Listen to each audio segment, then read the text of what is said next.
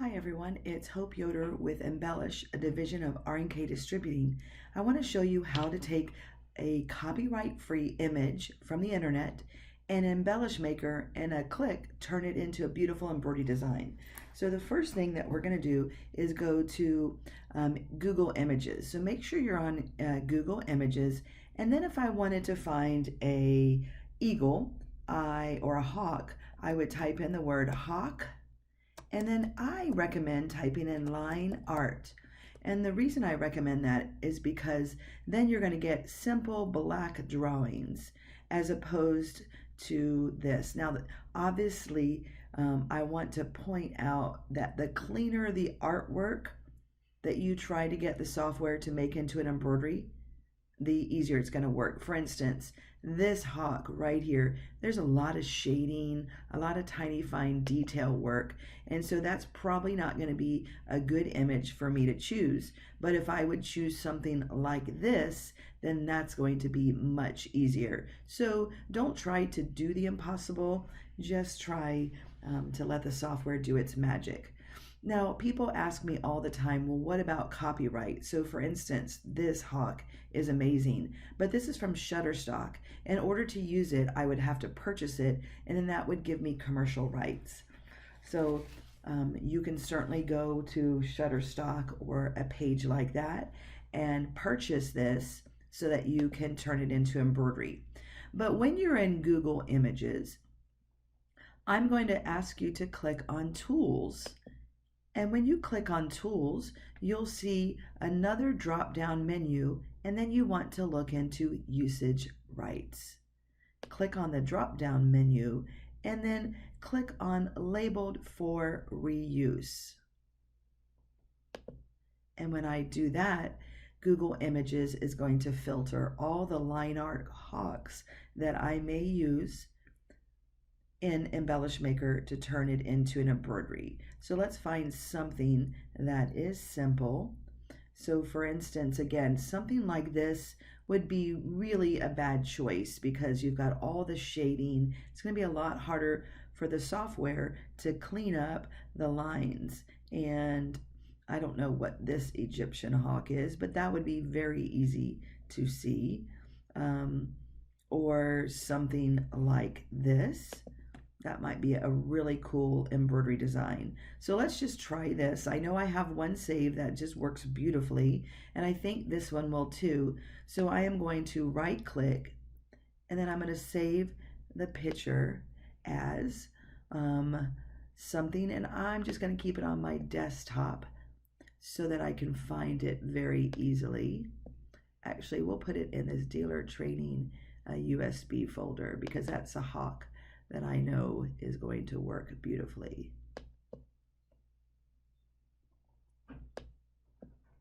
And let me save that as a PNG. All right, so quick recap. I recommend you use Google Images and type in the word line art after. So for instance, if we were gonna find frog line art, you can see how that looks as opposed to just frog. That is not going to work. All right, so frog line art. When I go there, then I'm going to click on Tools, and then I'm going to click on the drop down menu and find Labeled for Reuse and hit enter on my keyboard, and there I go. I have frogs that are going to, and this one's kind of cute, that are going to be easy, or I don't have to worry about the copyright issues on there. All right, so let's close this out, and now I'm in Embellish Maker software. You guys, this software, I just love it. It is so easy to use, and let me tell you why we designed the software the way we did. First of all, it has a super clean aesthetic look. I can even get a bigger workspace by clicking on the arrows. All right, I'm going to clean this up, and all of my tools are found in these tool cabinets right here. And so just like a construction worker, if I needed to get something out of this drawer, I'm going to open it, and as soon as I'm done, I'm going to close it. As soon as I open the drawer design, here are all of my drawing tabs. As soon as I'm done, I'm going to close it. Now here's a quick shortcut. If I wanted to see every tool in every drawer, maybe because I am a new Embellish Maker owner and I'm not quite sure where everything is, then I recommend you work with it expanded. And then you just need to kind of scroll down to find the tool that you want. And here's another trick. You won't know what the tools mean, but if you hover your mouse over the tools, what they are shows up. Now, when I get a little more comfortable with Embellish Maker, I like to work with everything closed so it's nice and neat and tidy and it's not as overwhelming. So let's go ahead and get started with that image, the copyright-free image that I created. So I want to create something from nothing, meaning there's no artwork on my screen. So I'm going to open the tool cabinet drawer called Create. Now this first icon is amazing. It's called the Auto Artwork Wizard. And what it does is it's going to take that image for me. And you guys, I don't need any skills at all. The only skill I need is to know where that button is. So this is going to turn that artwork, the hawk, into an SVG file. So I could cut it out of paper or vinyl or heat transfer foil and make a graphic t-shirt. Now this next icon is the one we'll be using today. This is our Auto-digitizing wizard. Now this does the same thing that the Auto Artwork Wizard does, meaning it takes the internet image, the copyright-free image, and it converts it to an SVG, but it goes a step further and it'll actually turn it into an embroidery design. That's pretty amazing, and it looks great the first time I do it. But if I wanted to do something different, I can open my Convert tab and change it. So let's get started. I'm going to be using the Auto-digitizing wizard, and I'm going to click, and the first thing I need to do is find the image. So that's probably the hardest part. Here's that one image, and I'm going to work off of this eagle image that I found before. And so I'm going to select this eagle and then select open. And honestly, you guys, I don't pay attention to what the screens mean. I just click next, next, next, next, and finish. And I'm telling you, it's a beautiful embroidery design. So we're going to go ahead and do that. Now, I'm going to stop right here and just tell you this hawk is 270 inches. So it's going to be about an 8-inch design. This is probably the only screen that I pay attention to. So for instance, if I wanted this to be more like 150 millimeters, I can just type that in and it'll be about 150 by 91. So that's about 4 inches by about 6 inches. All right. Now I'm just going to select next, next, next. Now let me go back and show you what happened. It's cleaning up the artwork. And there's a little bit of stuff right there I don't want. I can clean it up when I've finished. I'm going to select finish. Notice how quickly I went through that. All right. And I'm going to click off and click on 3D and zoom out a little bit so that you can see this. And let's open the sequence tab. And let's get this where you can see it. And when I open the sequence tab, there's that little initial right there. Let me zoom in by selecting the zoom, and I'm going to zoom in there. And let me expand the black.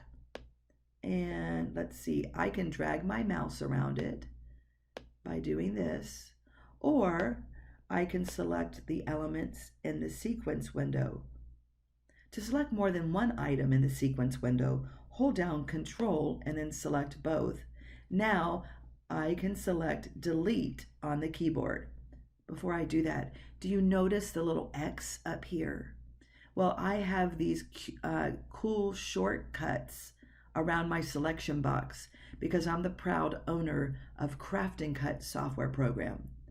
And when you guys own Craft and Cut software and it's installed on the same computer that you install Embellish Maker, you have all the Craft and Cut icons available at your fingertip. So if you guys don't see this little X around the selection box, it just means that you don't own Craft and Cut. So with these two selected, now I can just select delete on my computer keyboard and make them go away.